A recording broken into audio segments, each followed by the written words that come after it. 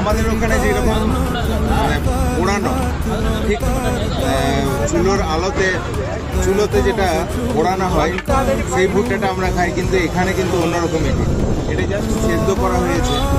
দেখি টেস্ট কেমন।